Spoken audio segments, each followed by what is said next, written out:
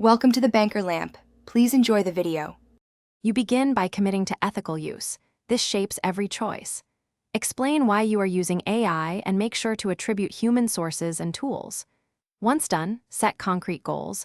Who reads this, what action you want, and what claims need verification.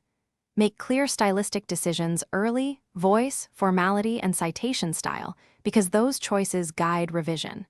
This prevents accidental misrepresentation, and it reduces the temptation to conceal AI involvement.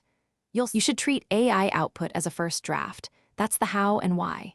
Use it to generate ideas or structure, then rewrite sentences in your own words to add nuance and domain knowledge. Make sure to insert concrete examples, dates, and figures that only you can provide, and verify factual claims with reliable sources.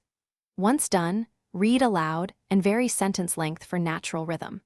This process increases originality and improves accuracy, while remaining transparent about tool use. You finish by validating claims and documenting the workflow. Explain what the AI contributed and what you changed.